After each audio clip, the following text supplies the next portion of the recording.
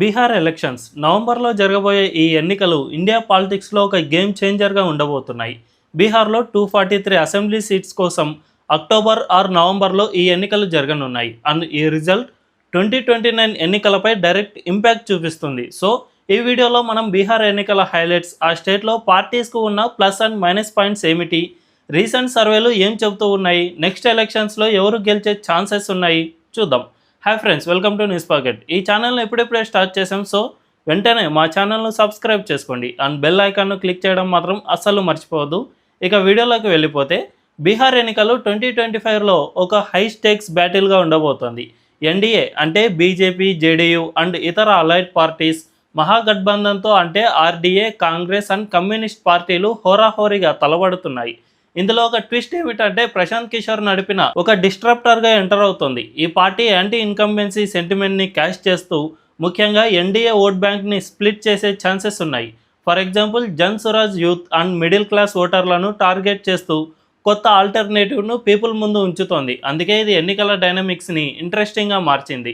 దీంతోపాటు నితీష్ కుమార్ ఎప్పుడు ఏ పార్టీలో ఉంటారో తెలియదు. ఎక్కడ అధికారం వస్తుందంటే అక్కడ గోడ దూకడం నితీష్ కుమార్కు అలవాటే. అందుకే ఈ రాజకీయ డ్రామా బీహార్ ఎన్నికలకు ఒక స్పైసీ ఎలిమెంట్ను యాడ్ చేసింది. ఈ ఎన్నికల్లో ఒక బిగ్ కాంట్రవర్సీ ఏమిటంటే, ఎలక్షన్ కమిషన్ జూన్ 2025లో అనౌన్స్ చేసిన స్పెషల్ ఇంటెన్సివ్ రివిజన్పై చాలా వివాదం నడుస్తుంది. ఈ రివిజన్లో ఓటర్ రిజిస్ట్రేషన్ కోసం ఆధార్, ఓటర్ ఐడి లేదా రేషన్ కార్డ్ లాంటి కామన్ డాక్యుమెంట్స్ను అలో చేయకుండా కేవలం 11 specific documents, for example government ID లేదా పెన్షన్ ఐడి మాత్రమే యాక్సెప్ట్ చేస్తూ ఉన్నారు. ఇది బీహార్లో అక్రమంగా నివసిస్తున్న రోహింగ్యాలకు, అక్రమ వలసదారులకు చాలా పెద్ద అడ్డంకిగా మారనుంది. సో ఈ ఇష్యూ సుప్రీంకోర్టులో ఇప్పుడు డిస్కషన్లో ఉంది అండ్ ఇది ఎలక్టోరల్ డైనమిక్స్ని మార్చే ఛాన్సెస్ ఉన్నాయి. ఇప్పటికే 35 లక్షల ఓట్లు క్యాన్సిల్ అవ్వచ్చనే స్పెక్యులేషన్స్ కూడా ఉన్నాయి. దీంతోపాటు బీహార్లో కాస్ట్ పాలిటిక్స్ కూడా ఒక big factor. NDA OBC and upper caste ఓట్లను టార్గెట్ చేస్తోంది. అటు మహాగఠబంధన్ యాదవ్, ముస్లిం అండ్ ఇతర మైనారిటీ కమ్యూనిటీలపై ఫోకస్ చేస్తుంది. ఫర్ ఎగ్జాంపుల్ మిథిలా రీజియన్లో 22 డిస్ట్రిక్ట్స్లో బీజేపీ బ్రాహ్మిన్ అండ్ భూమిహార్ ఓట్లను మొబిలైజ్ చేస్తుంది. ఇవన్నీ ఎన్నికల ఫైట్ని ఇంట్రెస్టింగ్గా మార్చాయి. ఇప్పుడు ఎన్డీఏకి బీహార్లో కొన్ని అడ్వాంటేజ్లు ఉన్నాయి. అవేమిటో ఇప్పుడు చూద్దాం. ఫస్ట్, ఎన్డీఏకి స్ట్రాంగ్ లీడర్షిప్ ఉంది. Narendra Modi national image and Nitish Kumar local governments experience కలిసి ఒక బ్యాలెన్స్డ్ నరేటివ్ను సెట్ చేస్తూ ఉన్నాయి.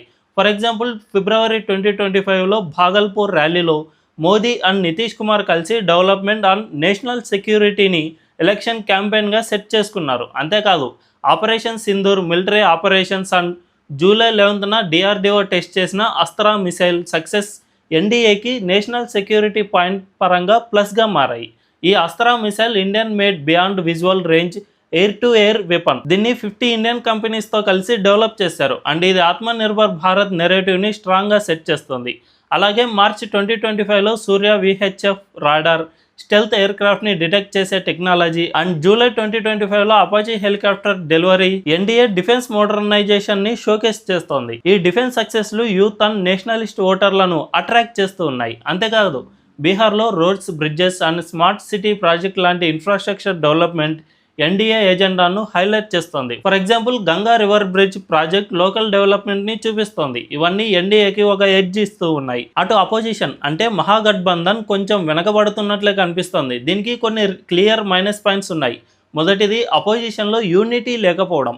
ఆర్జేడీ అండ్ కాంగ్రెస్ మధ్య షీట్ షేరింగ్ అండ్ లీడర్షిప్ ప్రొజెక్షన్పై డిఫరెన్సెస్ ఉన్నాయి. ఫర్ ఎగ్జాంపుల్, కాంగ్రెస్ కొత్త స్టేట్ ఇన్ఛార్జ్ కృష్ణ అల్లవరు కాంగ్రెస్కే ఎక్కువ సీట్లు కావాలని డిమాండ్ చేస్తూ ఉన్నారు. కానీ ఆర్జేడీ దీనికి ఒప్పుకోవడం లేదు. 2020లో ఎలక్షన్స్లో కాంగ్రెస్ కేవలం 19 సీట్స్ మాత్రమే గెలుచుకుంది అండ్ దాని స్ట్రైక్ రేట్ 9.5% మాత్రమే. అటువంటి పార్టీకి ఎక్కువ సీట్లు ఇస్తే ఓటమి తప్పదని ఆర్జేడీ అనుకుంటోంది. దీంతో ఒకరిని మరొకరు దెబ్బ తీసుకుంటూనే ఉన్నారు. ఇక రెండవది, అపోజిషన్ యాంటీ ఇంకంబెన్సీని క్యాష్ చేసుకోవడంలో ఫెయిల్ అవుతుంది. నితీష్ కుమార్ 15 ఇయర్స్ నుంచి సీఎంగా ఉన్నారు అండ్ అన్ఎంప్లాయ్మెంట్, ఫ్లడ్ రిలీఫ్ లాంటి ఇష్యూస్పై పీపుల్లో ఫ్రస్ట్రేషన్ ఉన్నా కూడా అపోజిషన్ దీన్ని స్ట్రాంగ్ నెరేటివ్గా మార్చుకోలేకపోతుంది. For example, Kanhaiya Kumar Palayan Roko Rozgar Do walkathon చేశారు, కానీ ఇది ఆర్జేడీతో ఫ్రిక్షన్ క్రియేట్ చేసింది. రిజల్ట్ బెనిఫిట్ కంటే ఎక్కువగా డ్యామేజ్ అయింది. మూడవది, అపోజిషన్కి స్ట్రాంగ్ లోకల్ ఫేస్ లేదు. ఆర్జేడీ లీడర్ తేజస్వి యాదవ్ యూత్ని అట్రాక్ట్ చేస్తూ ఉన్న బ్రాడర్ కాస్ట్ గ్రూప్స్ని మొబిలైజ్ చేయడంలో వెనుకబడుతున్నారు. మరి రీసెంట్ సర్వేలు ఏం చెబుతున్నాయి చూద్దాం. మే 2025లో ఒక సర్వే ఎన్డీఏకి 49% ఓట్ షేర్ ఇస్తూ మహాగఠబంధన్కి 36% మాత్రమే ఓట్ షేర్ వస్తుందని చెప్పింది. ఇది చాలా గ్యాప్ని చూపిస్తోంది. 15% గ్యాప్ అంటే ల్యాండ్ సైడ్ విక్టరీనే అని చెప్పవచ్చు. హర్యానాలో జస్ట్ 0.8% డిఫరెన్స్తో బీజేపీ గెలిచింది. కానీ ఇక్కడ 15% చూపిస్తుందంటే మామూలు విషయం కాదు. దీనికి కారణం ఎన్డీఏ బెటర్ ఆర్గనైజేషన్ అండ్ కాస్ట్ కన్సల్టేషనే అని చెప్పవచ్చు.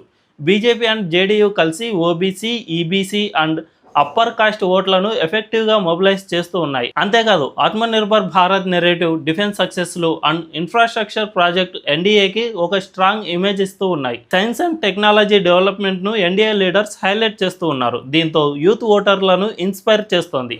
కానీ అపోజిషన్ ఇలాంటి స్ట్రాంగ్ నెరేటివ్ను క్రియేట్ చేయలేకపోతుంది. అండ్ దాని క్యాంపెయిన్ లోకల్ ఇష్యూస్పై ఫోకస్ చేసిన బ్రాడర్ ఇంపాక్ట్ క్రియేట్ చేయడంలో వెనుకబడుతుంది. ఇక ఇప్పుడు ఎన్డీఏ గెలిచిన బీజేపీకి ఎక్కువ సీట్లు రావాలని ఆ పార్టీ వాళ్ళు అనుకుంటూ ఉన్నారు. ఒక రకంగా చూసుకుంటే బీజేపీ అనుకున్నదే జరిగినా ఆశ్చర్యపోనక్కర్లేవు.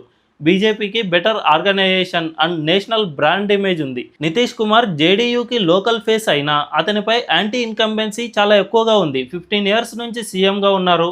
And unemployment, migration and flood relief లాంటి ఇష్యూస్పై పీపుల్లో ఫ్రస్ట్రేషన్ ఉంది. బీజేపీ మరోవైపు Modi image and difference infrastructure సక్సెస్లతో ఈ యాంటీ ఇన్కంబెన్సీని బ్యాలెన్స్ చేస్తుంది. ఫర్ ఎగ్జాంపుల్ 2020 ఎన్నికల్లో బీజేపీ 74 సీట్స్ గెలిచింది. కానీ జేడీయూ 43 సీట్స్ మాత్రమే గెలుచుకుంది. ఈ time BJP Mithila region and urban ఏరియాలో ఎక్కువ సీట్లను టార్గెట్ చేస్తోంది. అంతేకాదు ప్రశాంత్ కిషోర్ జన్ సురాజ్ పార్టీ ఓట్ బ్యాంక్ని ఎక్కువగా స్ప్లిట్ చేసే అవకాశం ఉంది. ఇది ఈబీసీ అండ్ యూత్ ఓటర్లను టార్గెట్ చేస్తుంది. ఇవి జేడీయూ స్ట్రాంగ్ బేస్లో చాలా ఎక్కువగా ఉన్నాయి. బీజేపీ మరోవైపు దాని core OBC and upper caste బేస్ని రిటైన్ చేస్తూ మోదీ ఇమేజ్తో అదనపు బూస్ట్ అవుతుంది. బీహార్ ఎన్నికలు ఇండియా పాలిటిక్స్లో ఒక టర్నింగ్ పాయింట్. ఈ ఎన్నికలు మోదీ 3.0 గవర్నమెంట్ స్టెబిలిటీని టెస్ట్ చేస్తాయి. ఎందుకంటే బీహార్ నుంచి 18 నాన్ బీజేపీ ఎంపీస్ సెంట్రల్ గవర్నమెంట్ని సపోర్ట్ చేస్తూ ఉన్నారు. అంతేకాదు బీహార్ ఇండియా పూరెస్ట్ స్టేట్లలో ఒకటి. సో ఈ ఎలక్షన్స్ ఇండియా ఫ్యూచర్ను డిసైడ్ చేస్తాయి. మరి ఈ ఎలక్షన్స్లో ఎవరు గెలిచే అవకాశం ఉందని మీరు అనుకుంటున్నారు? కామెంట్స్లో చెప్పండి. అండ్ ఈ వీడియో లాస్ట్ వరకు చూసారంటే మీకు నచ్చే ఉంటుంది. కాబట్టి వెంటనే మా ఛానల్ను సబ్స్క్రైబ్ చేసుకోండి. Thank you.